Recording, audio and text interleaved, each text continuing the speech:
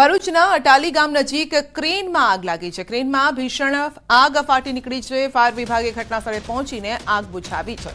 ક્રેનના ચાલકનો આ બાદ બચાવ પણ થયો છે।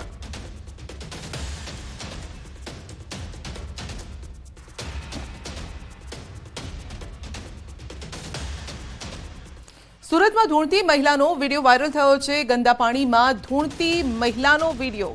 એક સાથે મહિલાઓ ગટરના ગંદા પાણીમાં ધૂણવા લાગી। આ વિડીયો વાયરલ થયો છે। વિડીયો માંગરોળના કોઠવા ગામનો હોવાનું અનુમાન છે, જ્યાં આપ જોઈ શકો છો કે ગટરનું ગંદુ પાણી છે અને તેની અંદર આ મહિલાઓ ધૂણી રહી છે। આસપાસ પણ લોકો એકઠા થઈ ગયા હતા। વધુ અપડેટ મેળવીશું સંવાદદાતા કેતન પાસેથી। જી કેતન, એક વિડીયો વાયરલ થઈ રહ્યો છે અને જેમાં મહિલાઓ ગંદા પાણીમાં ધૂણી રહી છે। એ ચોક્કસથી વાત કરતો સુરત જિલ્લાના માંગરોળ તાલુકાના કોઠવા ગામે જે દરગાહ આવી છે એ દરગાહની ઉપર અત્યારે હાલ 10 દિવસનો મેળો ચાલી રહ્યો છે। મેળાની અંદર લોકોને જે આજે મુસ્લિમ ધર્મના જે ધર્મગુરુઓ છે વિદ્યાઓ કરાવતા હોય છે એવું પણ ખબર પડી છે। અને ખાસ કરીને જે સમય દરમિયાન આ લોકોનામાં એક શ્રદ્ધા સમજો કે અશ્રદ્ધા સમજો, પરંતુ એક ધૂણવાનો વિડીયો વાયરલ થવા પામ્યો હતો। એ કીમ કોઠવાનો હોવાનું પણ બહાર આવ્યું છે। અને ખાસ કરીને ધૂણતા જે મહિલાઓ છે એ ગંદા પાણીની અંદર જે ગટરનું ગંદુ પાણી છે ત્યાં પહોંચી ગયા છે। અને દ્રશ્યની અંદર જોઈ શકો છો કે આ ધૂણતો વિડીયો સમગ્ર જે આખો વિડીયો છે સોશિયલ મીડિયાની અંદર વાયરલ થતાની અંદર ચકચાર મચી જવા પામી છે। ખાસ કરીને આ કોઠવા ગામે જે આ દરગાહનો ઉર્સ હોય છે એ સમય દરમિયાન અહીંયા એક મોટો મેળો પણ ભરાતો હોય છે। જી આપનો આભાર।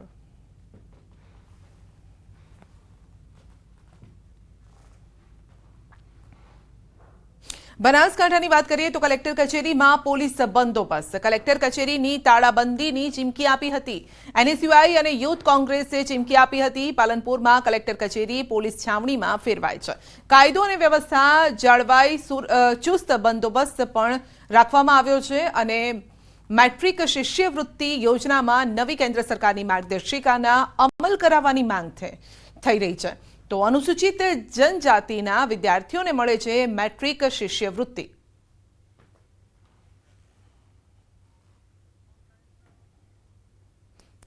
વધુ અપડેટ મેળવીશું સંવાદદાતા કિશોર પાસેથી। જી કિશોર, કલેક્ટર કચેરીમાં પોલીસ બંદોબસ્ત ગોઠવવામાં આવ્યો છે। ચોક્કસથી સંધ્યા આપને જણાવી દઉં કે પાલનપુર એનએસયુઆઈ અને યુથ કોંગ્રેસ દ્વારા આજે કલેક્ટર કચેરીને તાળાબંધીની ચીમકી આપવામાં આવી છે। તેને લઈને પાલનપુર સ્થિત જિલ્લા કલેક્ટર કચેરીને અત્યારે તો પોલીસ છાવણીમાં ફેરવવામાં આવી છે।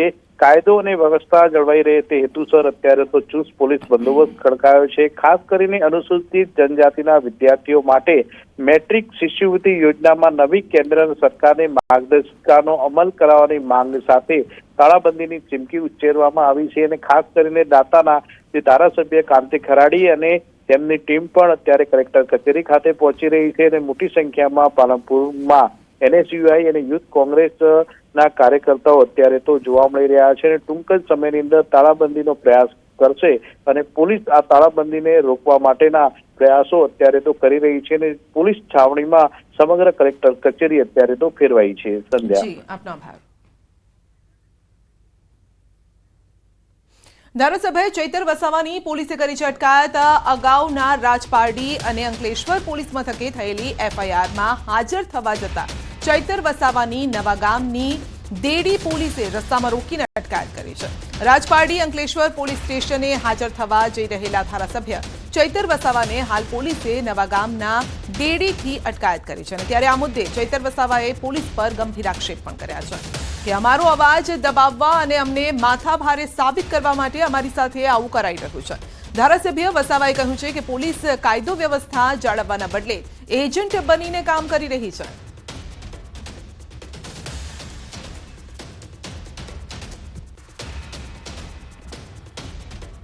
ત્યાં એટલું બધું દારૂ, ડ્રગ્સ, ઇનલીગલી બધું ચાલે છે, એના પર કેમ કાર્યવાહી કરતા નથી? અમે તો સીસીટીવી ફૂટેજ આપ્યા છે 35 જેવા, એના પર કોઈ કાર્યવાહી નથી।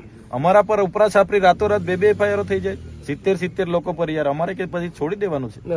એટલે અમારા ન્યાય માટે અમે તો નીકળેલા છે। પોલીસને યોગ્ય લાગે પૂરવાના હોય તો પૂરી દો। સુરતમાં ધારાસભ્ય અરવિંદ રાણાએ મેયરને લખેલા પત્રનો મેયર દક્ષેશ માવાણીએ આપ્યો છે જવાબ.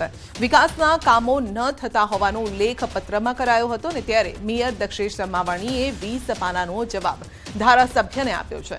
મેયર દક્ષેશ માવાણીએ જવાબ આપતા કહ્યું છે કે 300 કરોડથી વધુના વિકાસ કામો કર્યા છે.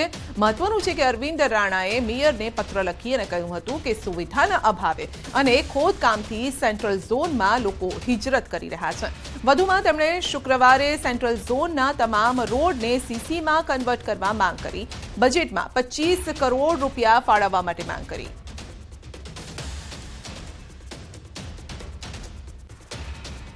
વડોદરામાં ચંદન ચોર ટોળકીનો આતંક યથાવત છે. ચંદન ચોરોને નાથવામાં પોલીસ નિષ્ફળ રહી છે. તો સરદાર બાગમાં 2 ચંદનના વૃક્ષની ચોરી. ચંદન ચોર ટોળકી વૃક્ષનું થળિયું લઈને ફરાર. એક થળિયું સ્થળ પર જ પડી રહ્યું. તો ચંદન ચોર ટોળકીમાં 7 સભ્યો સામેલ હોવાની શંકા છે. અગાઉ MS યુનિવર્સિટીમાં પણ ચંદનની ચોરી થઈ હતી. કોર્પોરેશને કરોડોના ખર્ચે સિક્યુરિટીનો આપ્યો છે કોન્ટ્રાક્ટ અને છતાં પણ ચંદન ચોર ટોળકીને તે રોકી નથી શક્યા. ત્યારે સવાલ ઊભા થઈ રહ્યા છે. શું અહીંયા મિલીભગત છે?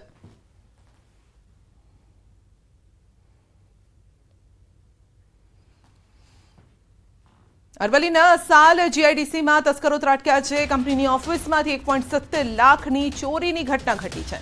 CCTVમાં કેદ થયા છે આ દ્રશ્યો. ભિલોડાની સાલ GIDCમાં રાત્રિ દરમિયાન ચોરી. સરાફ એગ્રો નામની કંપનીમાં ચોર ત્રાટક્યા છે. પોલીસ પેટ્રોલિંગ વધારવામાં આવ્યું તેવી લોકમાંગ છે. શિયાળાની ઠંડીમાં ચોરીની ઘટનાઓમાં વધારો થયો છે.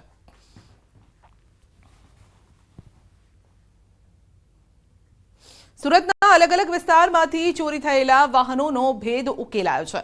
ક્રાઇમ બ્રાન્ચે ભેજાબાજ બાઇક ચોરને ઝડપી લીધો છે અને આરોપી દીપક શિરસાઠની અડાજણ વિસ્તારમાંથી ધરપકડ કરાઈ છે. પોલીસે આરોપી પાસેથી ચોરીના 15 મોટરસાયકલ સહિત 4.65 લાખનો મુદ્દામાલ જપ્ત કર્યો. આરોપીએ દક્ષિણ ગુજરાતના અલગ અલગ વિસ્તારોમાંથી ચોરી કરી. વાહન ચોરી માટે ડુપ્લિકેટ ચાવીઓ બનાવી હતી અને આ ચોર માત્ર હીરો હોન્ડા કંપનીની મોટરસાયકલની ચોરી કરતો અને ચોરીના વાહનોને અલગ અલગ સ્થળે છુપાવી દેતો. બાદમાં મહારાષ્ટ્રમાં વેચી દેતો હોવાનું પણ સામે આવ્યું છે. આરોપી અગાઉ પણ 25 જેટલા વાહન ચોરીના ગુનામાં ઝડપાઈ ચૂક્યો છે. પોલીસે પૂછપરછમાં આરોપીએ 16 જેટલા વાહન ચોરીના ગુનાની કબૂલાત કરી છે. પોલીસે આરોપી પાસેથી ચોરી કરેલી 15 બાઇક સહિત 4.65 લાખનો મુદ્દામાલ જપ્ત કર્યો છે. પૂછપરછમાં હજુ પણ વધુ ગુનાઓનો ભેદ ઉકેલાઈ શકે છે. ખાસ આનો ટાર્ગેટ વિસ્તાર જોઈએ તો અઠવા પોલીસ, અઠવા, સિંગણપોર, ઉમરા, ચોક બજાર, પૂણા, આ ઉપરાંત વલસાડ જિલ્લો, સુરત ગ્રામ્ય જિલ્લો, તાપી જિલ્લો, સુરત રેલવે પોલીસની હદમાં વગેરે જગ્યાએથી એને ચોરી કરેલી છે. વાહન ચોરી પોતે ચોરીથી જ પોતાનું જીવન ગુજારે છે અને જે પોતાની લાઈફસ્ટાઈલ છે એના આધારે ચોરીમાં વાહનોને ઘર ચલાવવાના 2 બાળકો છે. કોઈ કામ ધંધો કરતો નથી. ચોરી એક જ એનું કામ છે. બુલેટિનમાં આગળ વધીશું નાનકડા બ્રેક બાદ.